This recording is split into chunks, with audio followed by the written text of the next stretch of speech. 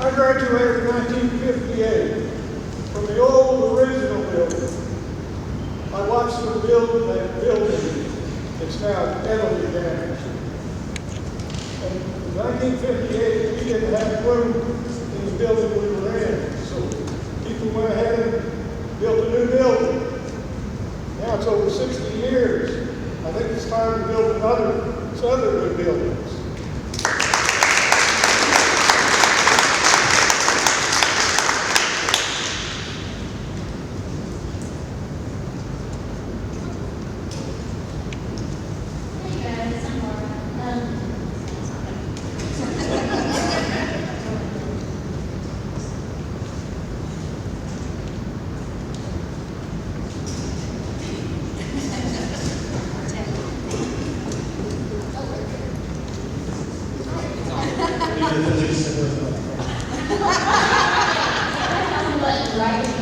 Okay, so if you don't know, I think we kind of, I was right across from Cross, and I had just, like, this last week, just completed my 5th week since the tornado. So I'm, without not having and all that, myself and the other teachers have appreciated the most from the tornado. I've been at Milton High, I've been to Expo, I've been back to my room one night, I was from my room to a lab, and now we're going to television. Hopefully we'll stay there until we need the building, but I mean, do we really need to be there forever? You know, so I don't know. Tell people we need the building because it's not even about the want. You see the concrete cinder blocks. Okay, so in my classroom, I've been in there when all the people coming through doing mitigation and everything since we've been back in building since December, January. And of course, I have cracks that go in the wall. They've always done it. I can see it. They've been there for years and years and years. But the problem is, now that they know there's no structural support, that's not very good, right? Because all you got is, they help get harder and harder in a town that gets earthquakes. And, plus, my room was right on the corner. It was nothing happened, but are we going to have a wind storm? Not everything down. There's nothing salvageable.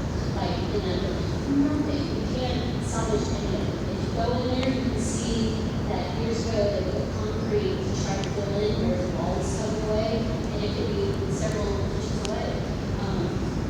There's nothing. Like, but they're past, are you going to keep a shed or a house that you can go into anymore? It's like, no, that is rid of the old and move on.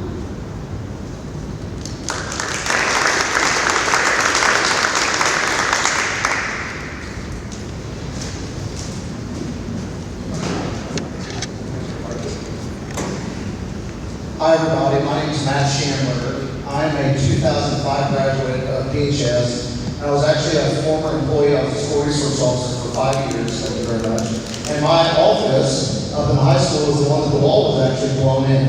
A couple weeks ago, I had the opportunity to go into the school with the Alumni Association to basically try to collect things that we would like to preserve.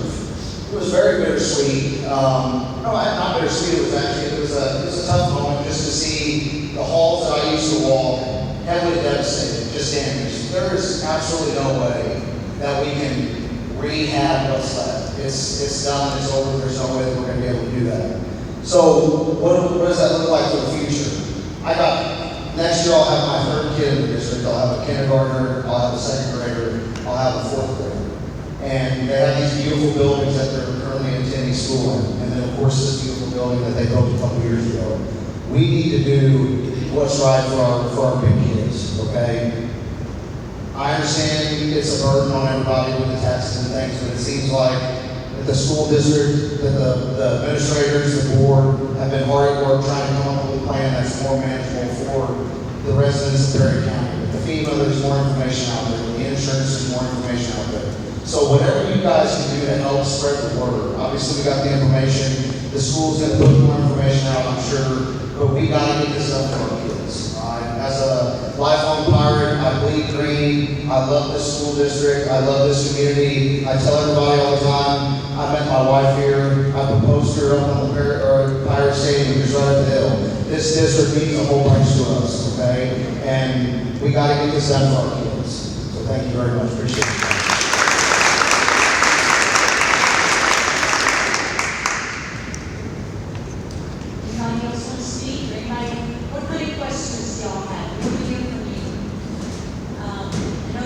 Had some time to look at those sheets we gave you.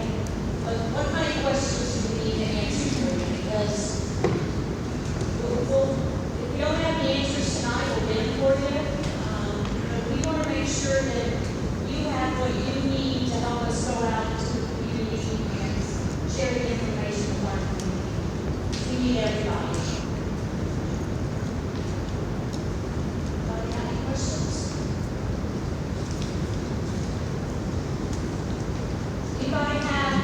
Anybody want to know why we can't use that section this week?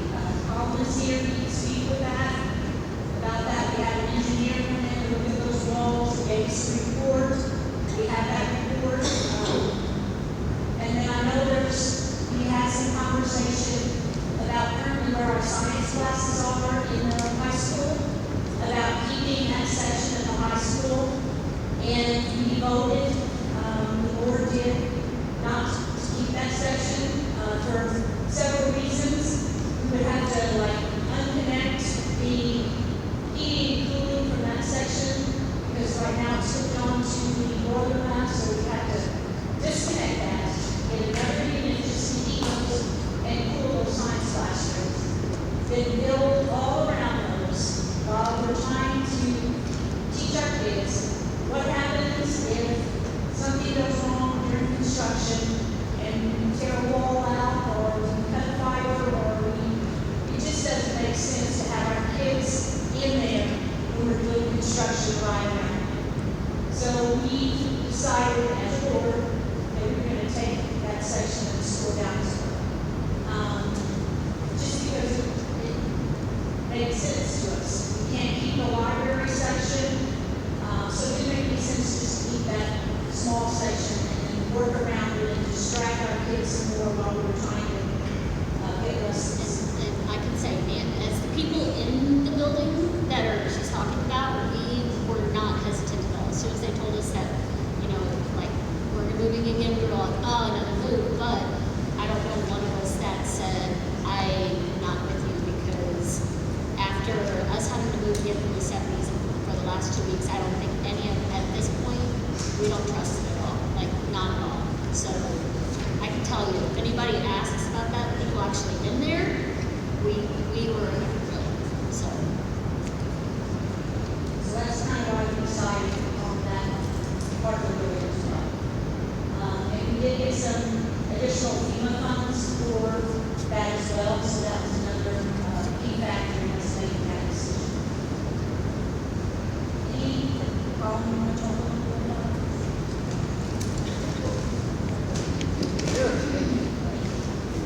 Hello everyone, my name is Alan Rogers with Rockport Construction. With the Nancy's Point, working with staff out of Springfield, the architect. A few weeks ago, we did some exploratory work with their consultant, which is a structural engineer. And they found some issues with portions of the building that could have remained. It still could remain, but the backstory on that is we've got a high school that has been built onto several times from the 50s and 70s and 90s. And over the years, building codes evolve and cities adopt newer building codes as time goes on. And the original building was built at a time where there really wasn't any building code. And as I think this lady might have mentioned, we are in a seismic area in this part of the state. And building codes over time have really embraced those seismic requirements. And so there's a lot of portions of your building that are not up to those seismic codes. And if we're going to go in there and renovate them, we would have to do a lot of structural reinforcing. And those buildings are not really conducive to making those repairs. And in addition, even if we could renovate those spaces, education's changed over the years. Even from, the building that was built in the 90s, education's always changed. So we could go in and some of those spaces, renovate them, but they're still not going to be ideal spaces. So from a construction standpoint, just from a mechanical standpoint, ceiling height is a big thing. You've got to have room to run ductwork, electrical components, and Nancy's Point. A lot of those buildings are fed from biomass. And if we're going to go back in with a more conventional HVAC system, we need a headroom to do that. And unfortunately, back in the 70s and 50s, they did not allow for that. And structures are now bigger, require more reinforcing. And so that's a big part of the reason why the board decided to go us that building. Not to mention renovation costs are anywhere from 50 to 75 cents on the dollar for what it costs to build new. So it's best to just tear what's left down and go back with new structures and give you guys what you actually want and need for today's modern learning environment.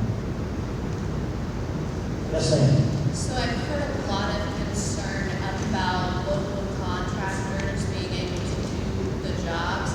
Will they have an opportunity to, how does that work? That is a very good question. So the school hired Rockland Construction under a procurement vehicle that is referred to in the state as construction management risk. And it absolutely gives the school district more of an ability to select local contractors than any other state public procurement process. So all the major scopes of work will be bid out publicly. These will be open publicly here in the school district. And the board will have the ability to select contractors based off of a numerous amount of things, local participation being one of them. And I will say that this area has some really good commercial contractors.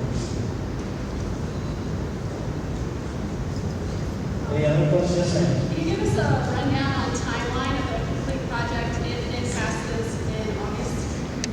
I can give you a part of that, yes. So part of that heavily depends on the architect, and they have to go first. So there are a lot of options, but obviously design comes before construction.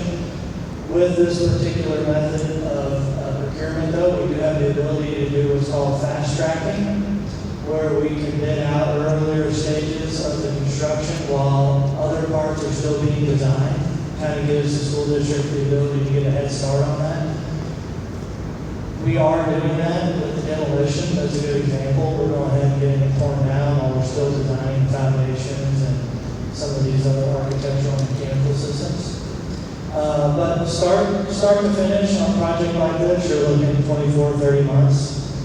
Some of that is a little bit fluid based off of the phasing that's going to be involved. Some of these portions of the building are going to have to be renovated next summer and the summer after that. Some of these buildings that were being demoed can't be demoed right now. So probably 24 to 30 months is what we're looking at currently from August. So this isn't necessarily a question for you, but maybe for you. Mentioning the 34 or 24 to 30 months. I have a child, my last child is graduating next year. So what is the plan for the kids whenever this demolition and the new building is going through? So the demolition will happen this summer. Yes, demolition will happen this summer. Right now, you've got students that are up in the Learning Expo. We've also started construction on the interim classroom building by the football end zone. And kids have been moved to Bell Tower in elementary school. So eventually, the Learning Expo is going to go away. And those kids will be displaced to a more permanent home until the new construction is completed. And if the new construction as it is being phased is completed sooner than later, there is opportunity that parts of those buildings can be occupied while there's still construction going on the new facility. So I heard is the Learning Expo going away in this next year? Because that's what I heard. We're probably going to have to extend our contract. It was scheduled to go away in February. And what we're wanting to do is extend our contract and keep that Learning Expo until the end of May, just so we don't have to move people again in February in the midst of the winter and then have all that commotion going on with schools going on. So we are working with Flex TC to kind of secure that learning center until the end of May, so that we don't have to move our kids again. Believe me, the Learning Expo is not somewhere where we wanted our kids to end up, but that was the only option we had. And we're making it work the best we can. There weather conditions that we can't have the kids in there for. So, I mean, we're monitoring those things closely, but it doesn't make sense for us to have those go away in February and then have to move kids all around again and then have all that movement going on while we're having construction going on as well. So we decided that we work with Flex DC to try and get that contract with them extended until the end of May. Again, he's tired of moving, Yes. and he wants to see his classmates whenever they pass an oral. And if they're all over the campus, that doesn't happen. And that's a big part of high school, is interacting with kids. Yes, it is. Thank you for sharing that. Yes. Is this, you talk about kids going up to the middle school, elementary school, is this gonna affect the class sizes of the classes that are already up there, or when we put these classes together, so there's open rooms for them? No, ma'am. So where they will be moving into is what we call the bell tire. And that bell tire right now houses our day treatment program, that we work with through our community counseling with. And so that will move down to the barn area. And then those classrooms will be able to be occupied for our science teachers. And the reason we picked that for our science teachers is those used to be kindergarten classrooms, they have 6 in them, so that made the perfect sense for our science teachers, so they could have their labs and everything in there. So that's why we chose them to be able to do that. So we won't be shrinking the classroom sizes, we won't be putting more kids in classrooms. To give up a classroom, we won't be doing that. That doesn't make any sense, because we still got to worry about everybody, not just a certain amount of kids. So we're not going to do that. It's can't learn, they're all smashed together. And believe me, we kind of looked at every space we've had to kind of shift everything around, and we've been very fortunate with our administrators and our teachers that they have willing to do that, because we didn't have that. We appreciate all their hard work in doing that, because it takes a village to do all that work. Anybody else have any questions? Anything you want to hear more about? I know you all have your sheets. Do you have any questions about any information that's on those sheets? You need, people need sheets? Ask more. That sheets. Okay, let's get you.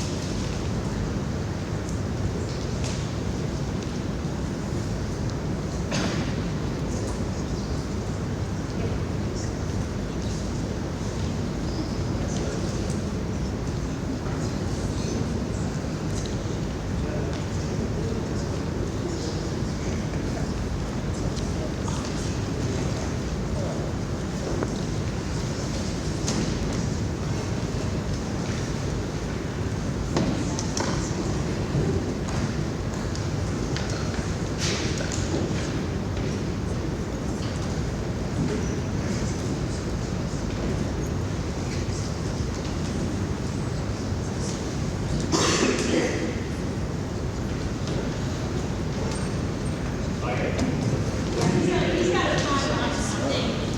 Nancy, I have a question. I'm trying to keep up with this as best as I can, but as well as everyone else, obviously. What changed after the election? What has, we got more FEMA funds? Well, before we found out The amount. Not everything. We didn't find out everything. We just found it out that we met the 50% rule. So, and then we can, there's different pieces of FEMA, like there's for temporary buildings, there's for debris removement, there's just so many pieces that we're still going to get FEMA, and it's still going to be coming. But right now, since we met the 50% rule, that's why we got that big area that What if it is not voted in again? That's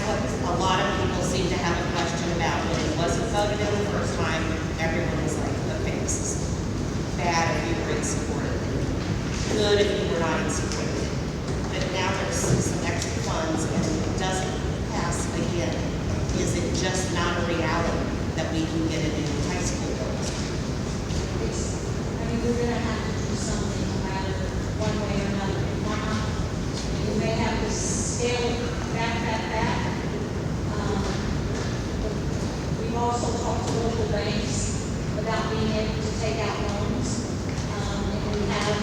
They have told us they would do that for us. I just wish that more people that are against it would come to these type of sessions and be able to answer questions instead of just ask questions, instead of just going on social media and blasting everything. It's the wrong information, and that's hurting our teachers and our kids. It's not that we don't just have a pretty building, it's hurting our kids in the long run, and it's hurting the teachers that are motivated and want to see the best for these kids. So my question is, what happens? What happens if it doesn't pass? Because it's got to pass. We've got to have a new building. Can we just keep the expo up another year? And, run it on and then run it on the elections again another time? That's too futuristic to know, but if it doesn't pass again in August, what then? You talk about reimbursement, and that bill doesn't happen, that got affects the amount. Can we talk about that? Yeah, so FEMA, you have to build something in order to reimburse us. Is that the type of insurance that we have? No, that's just how it is. That's just how FEMA is. Okay.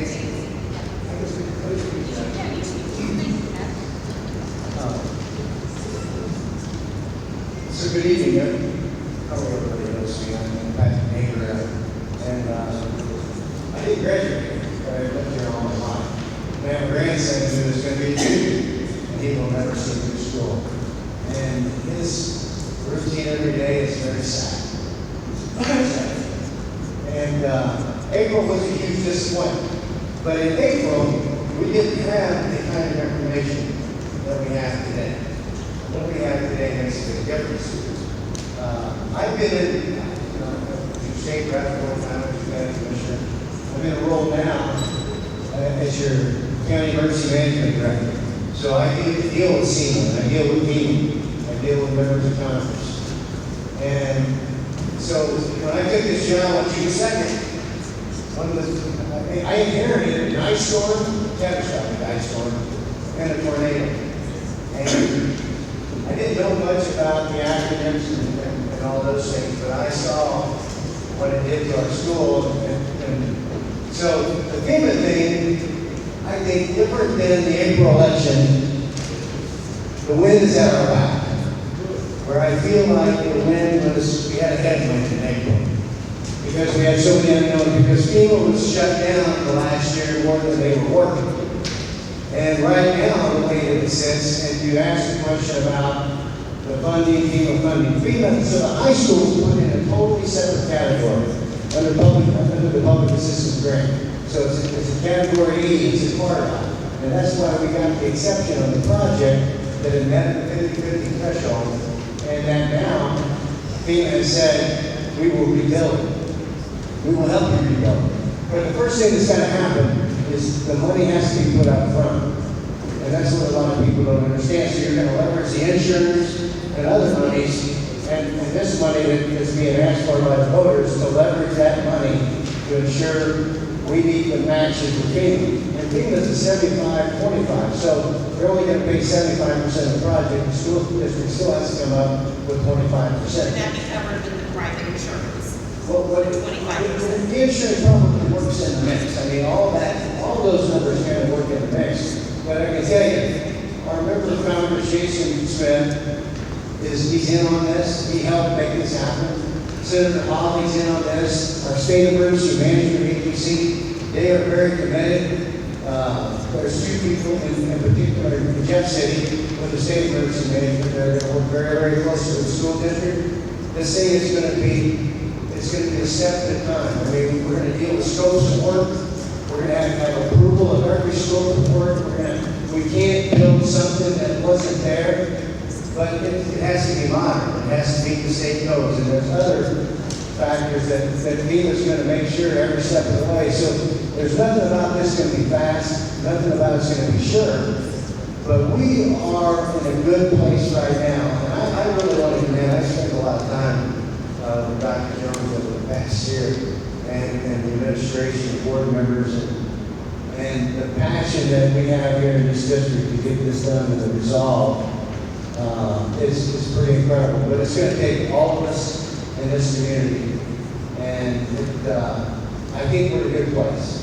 And I think we have to be the biggest cheerleaders. We have to be here tonight. And please, like they said, this board is reaching out to everybody, and I really necessary. Would you clarify, he was not paying 75% of the total cost?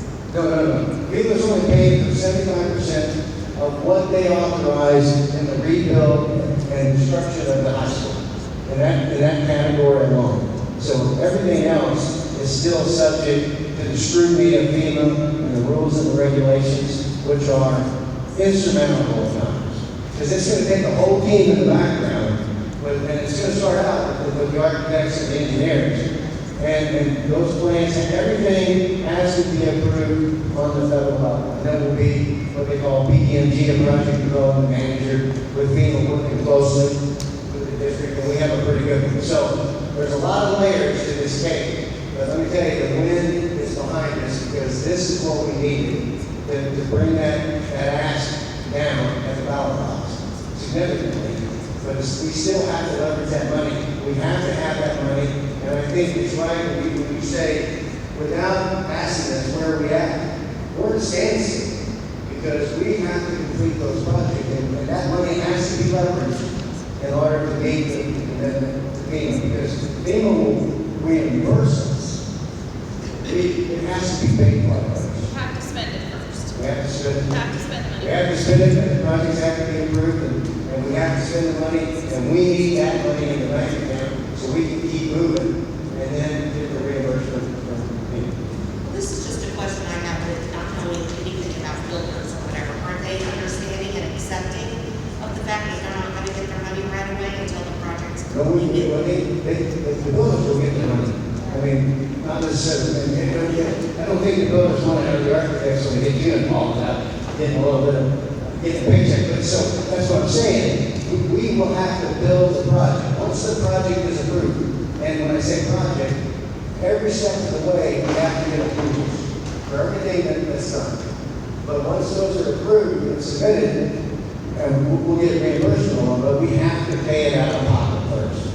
And it's going to take contractors. You can't have a whole bunch of contractors build a new school and they don't get paychecks. So that's why this has to pass for us to move forward. And if it doesn't, I mean, it's a pretty big standstill. It's going to be a sad day. So we have to leave here pretty much like this one. I think it's very important, what you explained about FEMA, to let anybody that you're around know that, because since things came out on Facebook and the newspaper, there's tons of people saying, well, there's that FEMA money, they didn't need all that money anyway, they got the FEMA money, and those people don't understand. They don't understand. Yeah, how it works. So I think that's a good thing to try to do something to make sure people know that, because like I said, people say, they didn't need all that money anyway, here they got all this FEMA money, FEMA's gonna pay for it, it's not. Until, like you said, it's built, so.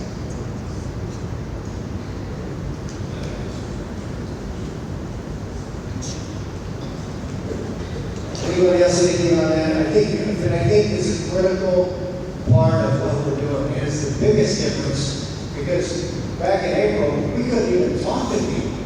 Let me tell you, that was very, very, very frustrating. We could not even have a conversation with them about this school district. But after the April election and the devastating loss, we charged it pretty hard.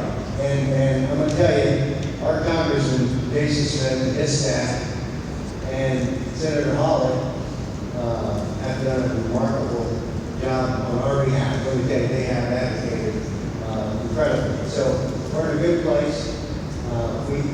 There's a lot of work, there's a lot of hard work ahead of us. And the social media stuff just drives me so. I mean, I get so depressed. I see some of this. Somebody put on there, well, the picture of the old senior high was on Facebook and on the news. We're not say, no, they're not tearing that down. And then 14 other people keep asking the same question, they're not tearing. No, I think we can get on there this year. But be patient with that too, and if you have the right information, tell me. You may have already answered this, but is there a deadline for FEMA money? We were building these tornado shelters. Yeah. We have a timeline. Yeah, there's typically it's a 48-month process. So we have some time, but not a lot of time. And there are ways to get extensions, but those are very, very challenging. And that's why the architects and the contractors got to really start getting to work. And time's not on our side. So has our timeline started recently?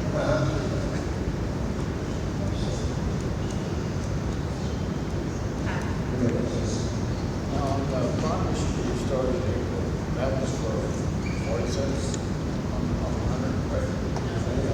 It was 35 some, and currently the school is only getting 32 something.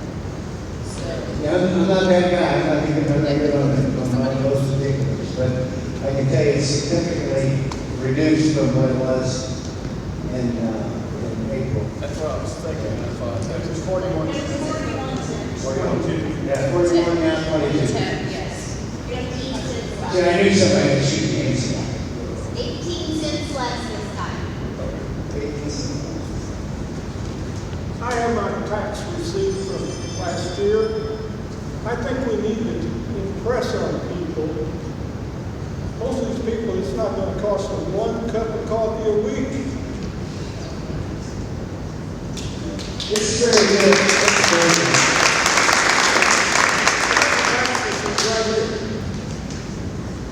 I don't think it's a mansion.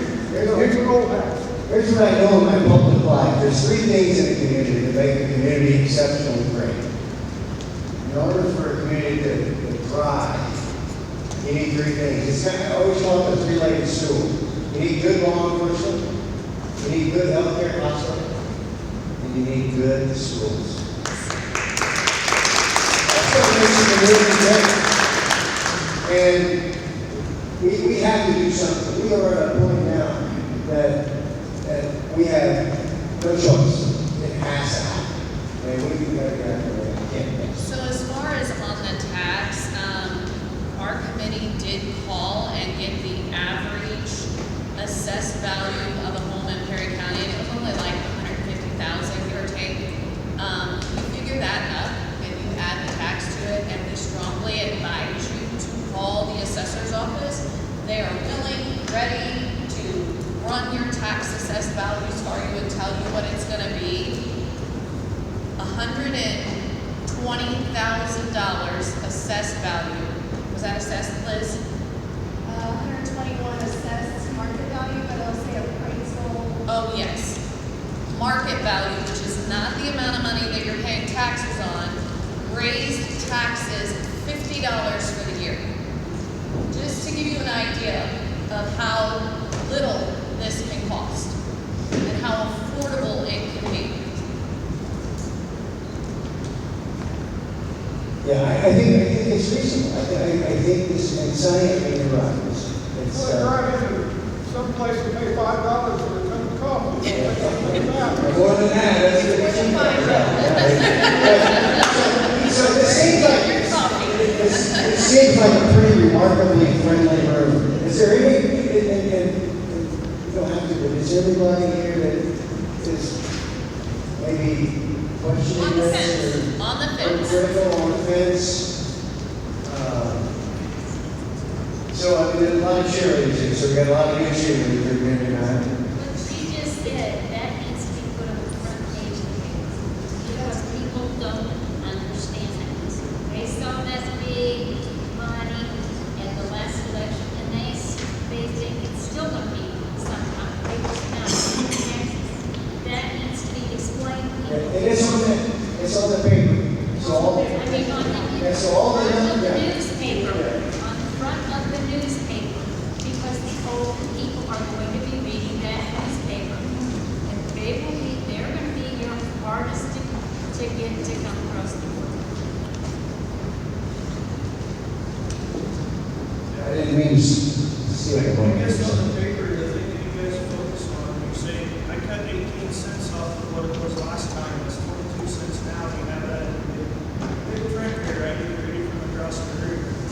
But what you're saying, what we're all saying, that it's 50 cents a week or $5 a week, whatever it was, that's a pretty small print on the back in the back corner, and it focuses in the wrong spot. People aren't focused on the 22 cents, they're focused on $50 a year. So I think we got to focus on the font size. So I'm making somebody write this down, the benefits to heart, so we can, moving forward, because these are some good ideas. These, Thank you for that. We appreciate it. We need all the help we get. Anybody else got any questions? Concerns? Has everyone had a chance to look over the long sheets of paper? And anybody got any questions about those? We got the right people here tonight to answer some of those questions for us. You want everybody to leave here with as much information as you need to go out and help spread the word.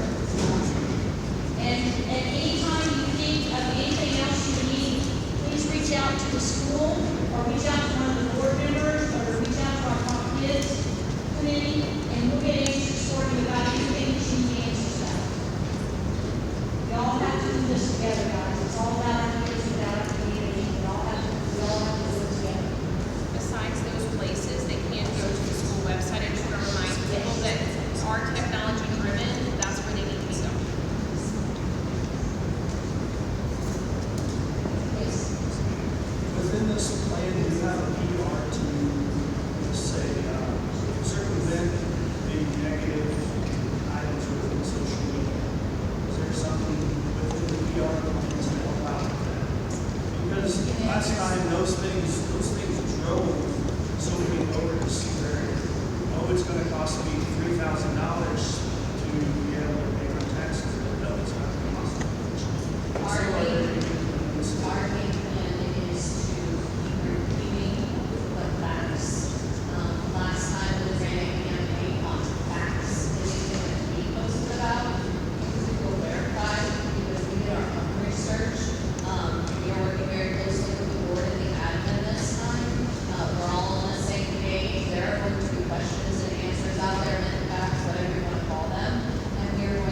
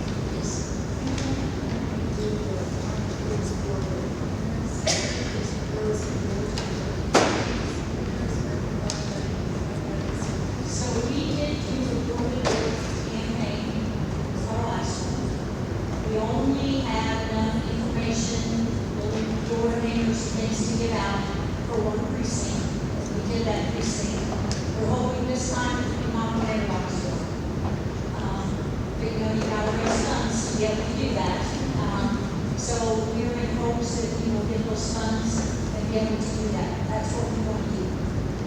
I know it helped us back in 2017 to get that Prop K.I.D.S passed.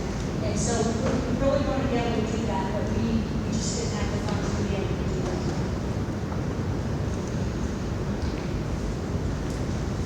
What other kind of questions do you guys have? What other information do you need? Has the building outline or design changed at all? The one that you were presenting in April, is still the same?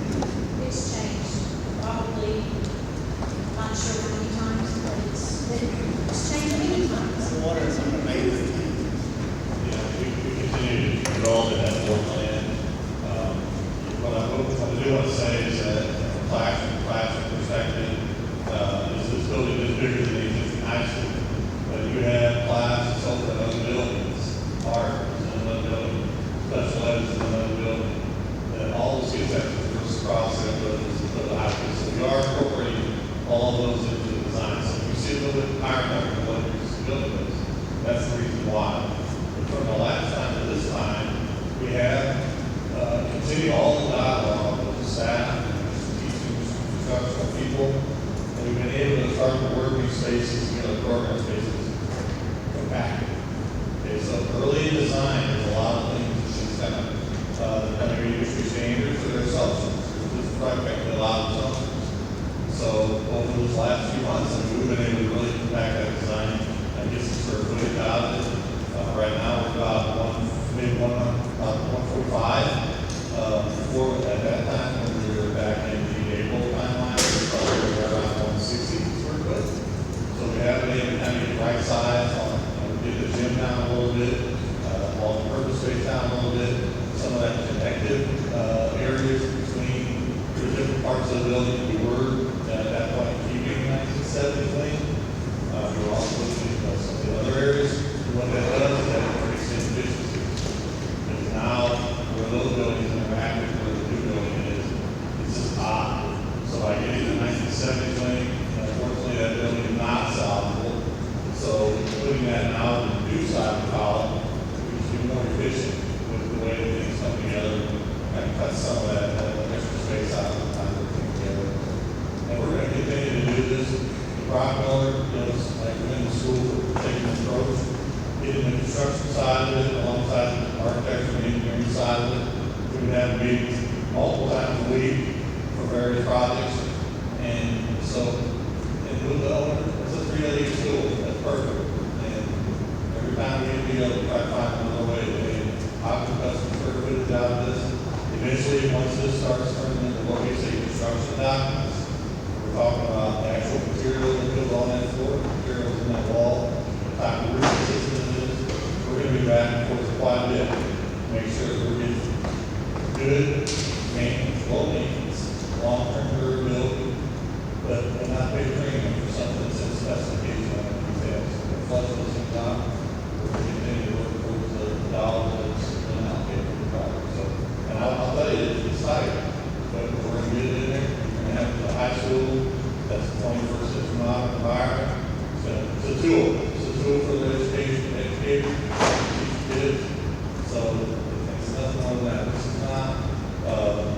This is not going to be a high design. So if you have people telling you that what the design is way over the top, you don't need all that, that's just not accurate. So the buildings that you have, as well said here earlier, the kiddos have a great elementary environment, a great middle school environment, intended to be this high school on par with those. This is the pinnacle of their education to become to high school, and to go from that to the system and come to the last 4 years, we're really getting to try. We don't want a building that gets in the way. We want to get the buildings and things that the old school didn't have. Older schools, you had double those hallways, make the hallways as narrow as you can, and just a pathway to point A to your next class, to your time. And what that does, though, is today,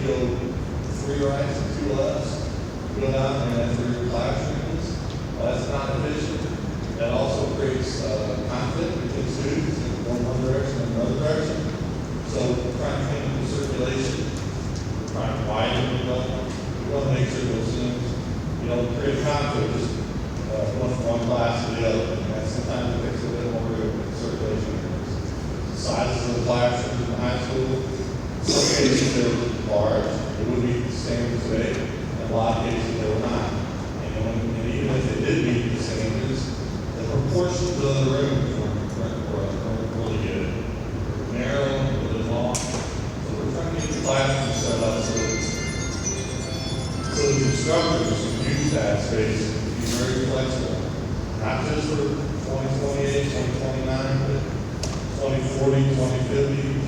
Education is going to continue to evolve, the ways we instruct students are going to continue to evolve. We just want to make sure that the building is flexible for them to do that. So those are some of the things that you don't have in the building, no flexibility in that building. There's no place for students passing or if they have a break period, for there to be students talking to students about, hey, what's my last class? That was really interesting. In the school you have now, you can't do that in the hallway. You're just out in the hallway, you create a conflict. We're going to be people bumping into each other, and that's not good in high school. This building's going to have some spaces at those intersections. What we call them collaboration spaces. It's going to be a lot of them that pull off to the side. Maybe an instructor come out to students, have a little group setting. So we've got one of those on each of the 4 levels. So that's just part of that, making it a tool for the education community. So we'll see a little bit of square footage, but we are at the same time taking square footage out of the can. Another area that we've not got deep into the campus is how big a room that is. A campus room for a building like this could be several thousand square feet. So we're going to make sure we come back if we can, and we'll pull it out of square footage. It's not going to be.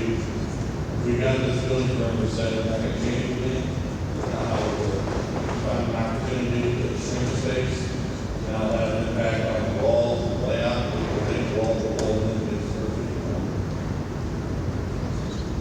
Is the gym still empty or is it now? No, it's going to be a double gym. It'll be divided so you can have activities on both gyms, both sides. And I want to just say, I appreciate you guys getting science back together on this plan, because before science was in the school, we were doing those. Yeah, it was I brought trying to keep it on consensus.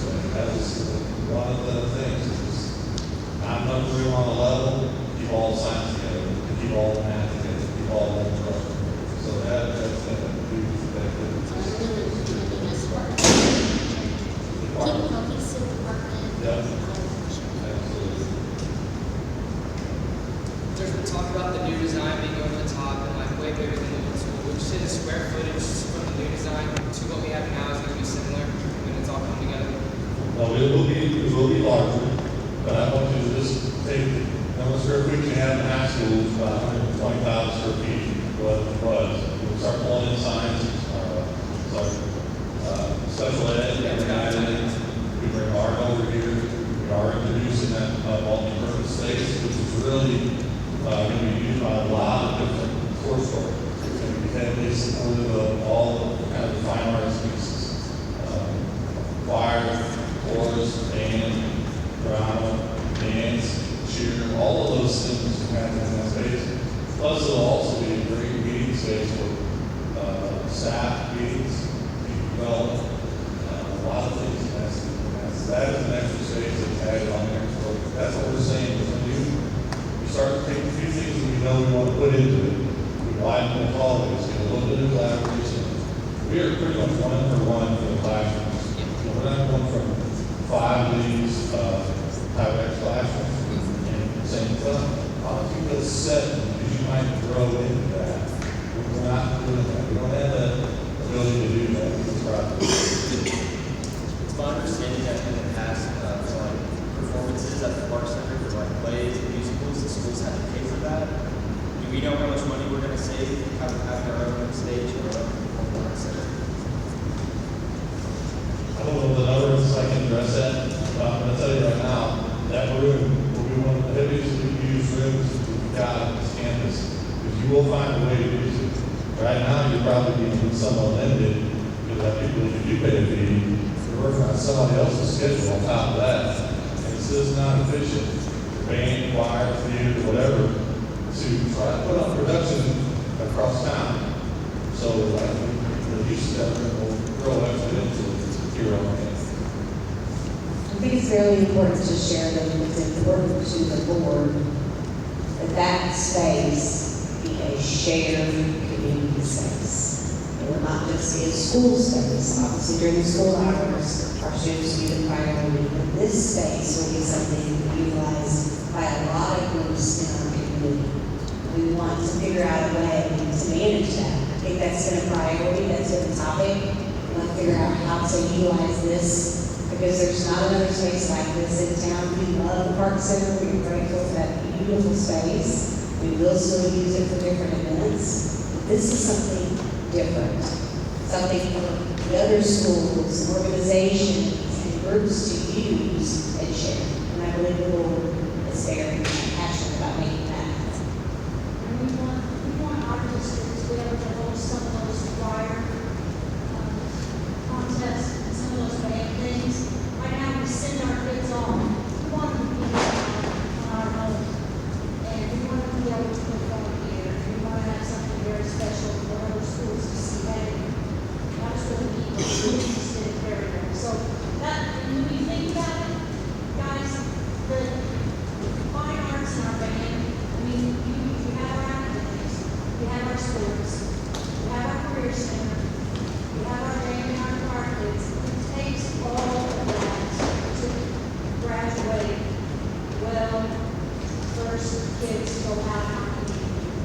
We gotta be able to have something for all of those, because if not, kids are dropping out of school, because they can't find a niche. Those are some avenues that some kids, they know when they go to high school, that's the way they want to go, and they do it for 4 years. And we want to support that. We want to be able to support our kids in avenues. We want to always be thinking out of the box and new things that we can add for our kids to be able to offer something to them. Because everybody knows how fast everything is changing in this world. You got to stay on top of that. And so this multi-purpose building, there'll be something uses for that will be unbelievable. I have a massive question. What is the red ashes? Is that Yeah, so on the map, the red hashes, it's showing you the new building sitting on top of what was existing. that's what we're missing.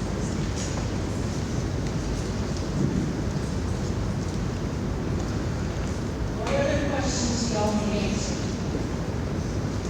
Can you tell me a little bit about how you guys reached your budget, overall budget? What went into that process? Basing it all on concept drawings and concept budgets, final drawings done. That ends up being 10% more. Who's coming up with what's the story of reduce the final cut to get to the 60, or what if it ends up being 50? What's that all look like?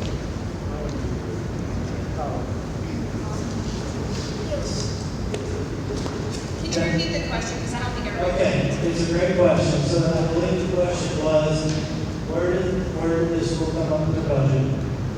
And what is the guarantee that the project will be completed in that budget?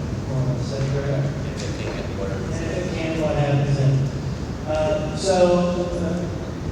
Rockland Construction is predominantly a K-12 commercial contractor in Southeast Missouri. So we've got a lot of experience with schools north of you and south of you, and there's a lot of different ways you can build a school. You can build them for a low cost per square foot, you can build them for a high cost per square foot, depending on lots of variables. What is the building made of? What is the building used for?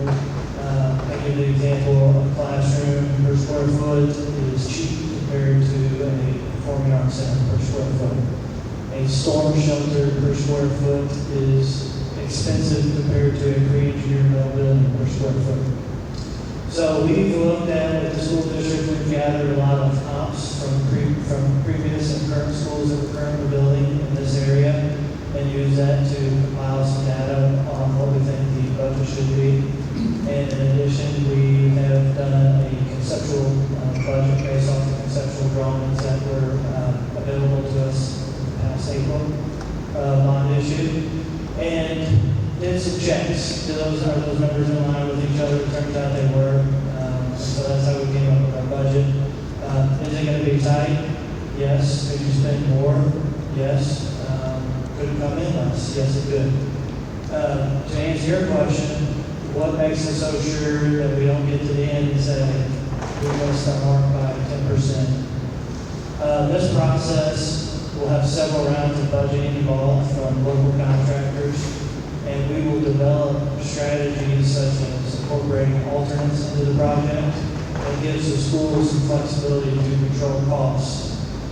Basically, it's kind of a belts and suspenders approach, so that they've got some contingencies in place that if there was a pandemic or fuel charges continue to go up, material prices escalate, and had to cut back on scope, we've got means to do that. Because it is a large project, and it is realistic that sometimes scopes change and they grow. And so on a project like this, you have to have those measures in place to make sure that you do have a backup plan if costs start to grow on there. And I will also say to that, buildings, like people, have lifespans. And your high school has been in place for the most part for a very long time, and it's lived its useful life. There's a lot of schools that we're building for right now in other districts, and the prices of construction are not getting any cheaper. Labor costs are rising, material costs are rising. Before COVID, I would say that on any given project, matter of fact, the middle school was one of the last projects that we did pre-COVID, before prices really went up. And back then, I would tell you on any given project, 60% of the cost is going to be labor. Now, 40% of the cost is labor. So that just gives you an idea on how much material costs have gone up. They've leveled off, they haven't really come back, and they probably won't ever come back. But we've kind of crossed that, not seeing that anymore. But you guys are in a unique situation where you're going to get a brand new facility for somewhere around 50 cents on the dollar with what FEMA is going to participate in. And if it weren't for FEMA, you are eventually going to need a new high school at some point. And these buildings are not getting cheaper. So the fact that you've got the ability to capitalize thanks to what FEMA and SEMA are contributing is a golden opportunity for the district. Yes? Hey, you said that you helped build the middle school, and I'm assuming the primary center also. Everyone's wondering how we got those two schools for $32 million or whatever they're putting out there. Can you talk about how much more the percentage increase from when we built those buildings to what we're building right now, and how those have changed? I don't have that data in front of me. We did in the middle school, we did not do primary center. But I've been doing this for going on 16, 17 years now, Prop K.I.D.S. And it wasn't that long ago we were building schools for $200 to $225 a square foot. Now you're looking at $370 a square foot. There are still some school buildings and projects that are less than that, but there's some that are quite a bit more. A lot of it also depends on economy of scale. You guys, this is a very large footprint, so that's going to work in your favor. But for the most part, things have gone up exponentially, but they've leveled off within the last 7 years or 5 years, and we haven't seen any surprises. So the budget that you guys are looking at is very much in line with what we were seeing with every other school district in this area.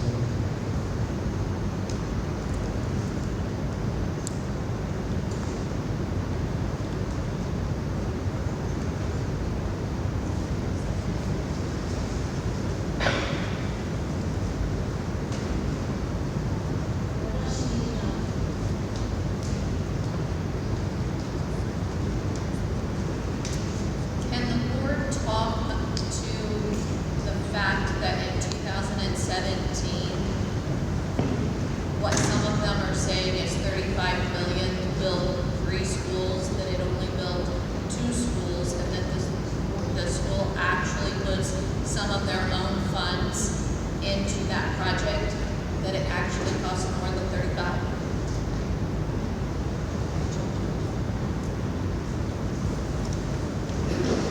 So in 2017, before I was here, so we all know that there was a Prop K.I.D.S, the 35 cents. What I think isn't completely clear is that the district also bumps in 20-something cents to go with that.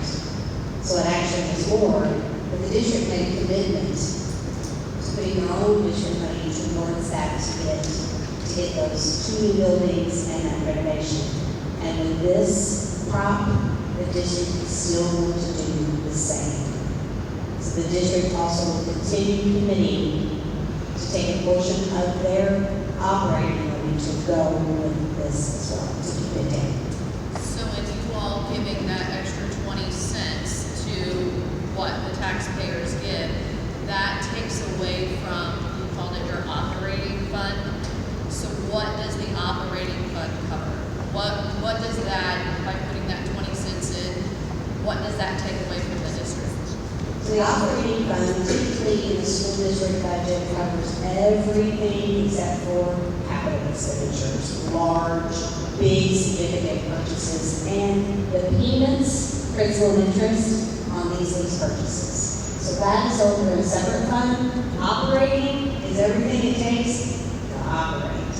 Pay your staff, pay the electric bill, buy the books and materials, pay all of those things. That's an operating. Health insurance. Benefits for our employees, all of those things come out of our operating budget. And then we have a capital budget for these really big, large purchases. If we go out and buy a tractor to do some of our building and grounds work, we would have to plan that in our capital budget. And so we move money from the operating over to the capital to go with this tax levy to make the principal and interest payments. I don't know how much we can, I still, after the election, I argued that the high school was supposed to be with the original, and I'm like, I was in the meetings, and I know it was not. And I don't know how we can get across that high school was never. High school was never part of the 2017 crop. And the other things at the end of 2017 that we did not get done was because of the cost and some other expenditures that came up. So we did not finish the list that we had, and the football field is not on this. Is there any plans in the future, obviously with not this, but to make improvements or upgrades to our existing athletic facilities, the football field, track and field, baseball fields? I mean, I know, we talk about having an avenue for all kids, and athletics is important to a lot of people. And, I'm just saying for the bleachers, there definitely should be some improvements in it from my perspective. You can't believe you told me I didn't think that.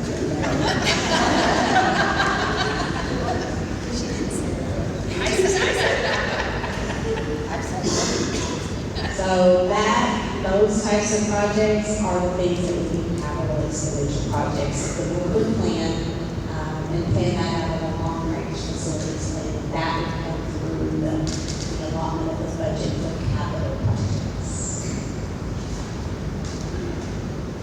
What would be a good use for any projects that would be.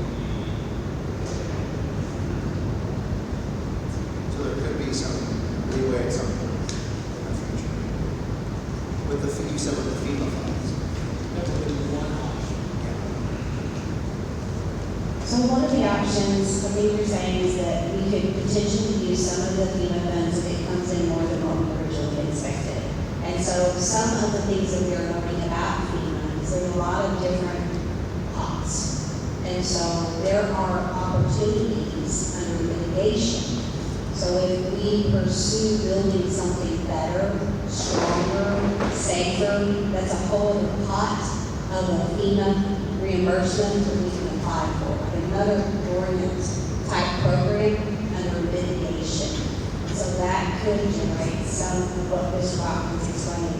We might end up getting a little bit more, but we won't know that until we go through that process, apply for those grants, and get those reimbursements. But it could potentially create some revenue that we're not originally planning for. But those grants you're talking about, you still have to build it first before the grant can come in? Everything FEMA is 75-25. Reimbursement. It's a reimbursement. So you still got a grant that you got to build. And one of the things that we learned about FEMA that we didn't know about before, and what's unique to our project, is that it will be in phases. And so we have been able to take FEMA and give it a lot of different projects. So when that first phase is done, we get to say, we paid it, it's done, now pay us back. Then we take that and move to the next one. So it's a process instead of, okay, the high school is completely finished, now you finally get a check. And I think that is something we didn't understand and we're learning more about. And FEMA is working with us to break it into smaller projects and phases.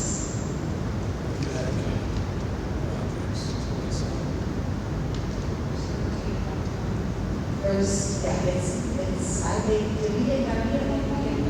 I think we got up to 30 projects at one point. And then there was a rearrangement to pull everything out, like Mr. Mayor said, to put that high school in completely separate on its own category to move everything forward quicker. There's a lot of other things that we don't know.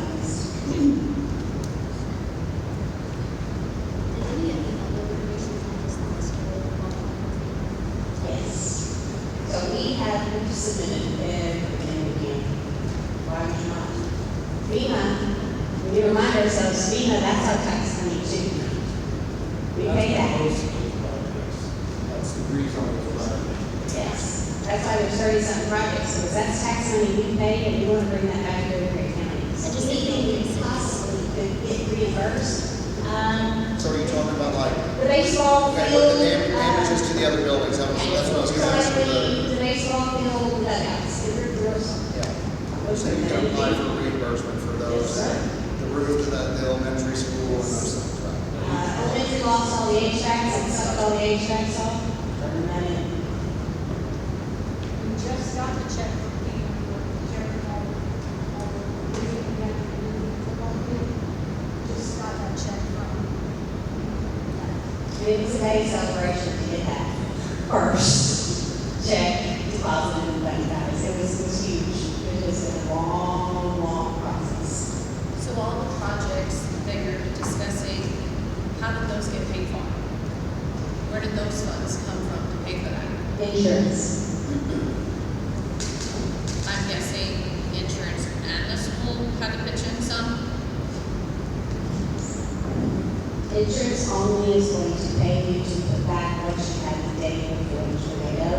And the board made decisions to be very wise with that statement. We replaced every roof on every building on campus.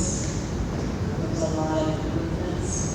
So we're very careful about it. Is the insurance going to be like adequate? When we build a new building, it's expensive. We have enough insurance if it happens again, be able to cover, because people are saying we don't have enough insurance, I'm like, it's expensive to cover, I get that. But where are we standing like on insurance, how high are we going to be insurance? So anybody that's had an insurance claim, you can kind of understand what it's like, but imagine that times 100. We are covered by the Missouri United School Insurance Consortium. It's a school insurance company. They insure over 700 schools in the state of Missouri. So they come in and do a full assessment of our buildings, and they set the premiums, and I'm covered for that. It's a consortium group. So it's protected because there's so many in that consortium. We could utilize other insurance options, but the district decides to go with Lucy, and I think it will protect it because of that. Replacement is not, it's not like a homeowner's insurance. The funds It's not replacement. we received replaced the exact building that we had. No fancy upgrades for the new technology and all the things that we need. So our insurance was sufficient for the building we had, not for the new type of buildings that we need. So if that tornado did take school in Jackson that's 5 years old, and the same tornado came up here and hit our 1950s building, we got our, put it back the way it was the day before the tornado, and they get better, put it back the way it was before the tornado. So there's like a lot of talk about how the current high school's lifespan is pretty much done, like even before the tornado. Is there like an estimate of how long these things will last? I don't know if that makes sense. Maybe a question for them, but we constantly talk about this being how exciting it is to be a part of a 50-year decision. This will affect kids here for the next 50 years we need to be part of it. So pre-tornado, you were probably gonna need a new school eventually. Can you talk about that? Would you have to pay the taxpayers anyway, or can you just talk on that? So the board could probably talk about that because that wasn't, eventually there was a plan. There was a plan that we were going to do that. And as Colin said, this became an opportunity. Nobody, we didn't want the tornado, we wish that it wouldn't happen. But after the fact, we actually did fast forward this because that was the plan. The lifespan of that building, the quality of what we were offering students in that, we knew something had to change. But this gave us the opportunity to do it much sooner. The plan was to get to 37. Get that initial Prop K.I.D.S paid for. Okay, we got 2 new buildings paid for now, let's work on the high school. That's public. Much less passes, much less pass by doing this.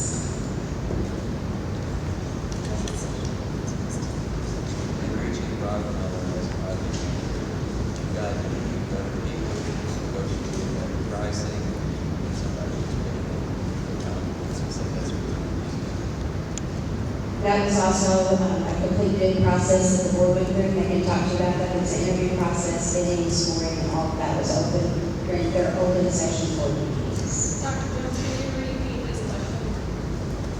No. I just asked what the bidding process looked like for Rocky Mountain and where they're at and be contacted. I want to say one thing, I don't know if everybody in this room knows, but I know.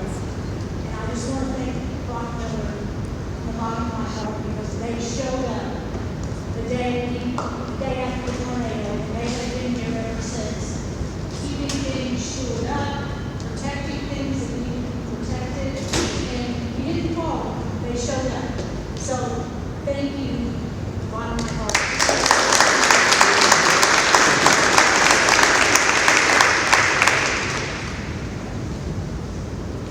Just since all that was through open record and everything that was forward, we had all that documentation for that whole bidding and bidding process. And like he said, all of that would be through open board meetings and everybody was coming to us always, and we also have documentation as well. Yeah, this may be a committee question, meeting question. When we put signs out again, when do we get the momentum from last time, because it was close? It was. It was close. It So was. how do we get the momentum? So I apologize if I'm bringing it up now, and it needs to be done at the committee meeting. No, you are perfectly fine. There are some of us that have been in constant communication, and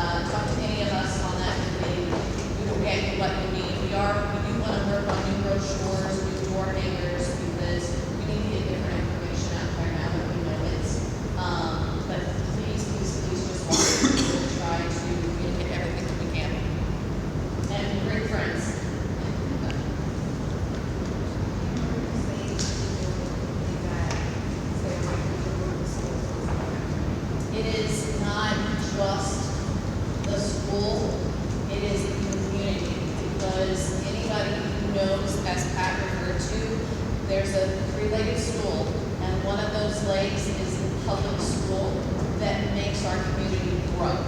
That is how our community is looked at when people come, when industries come. So it's not just a public school situation. It is a community situation. And I don't think that that is talked about enough. That you can sit here and yes, it's for the kids, and yes, the teachers and the kids need a home, but our community needs a home as well. And that's what I tell them. They are doing the multi-purpose building for the community, not just PHS.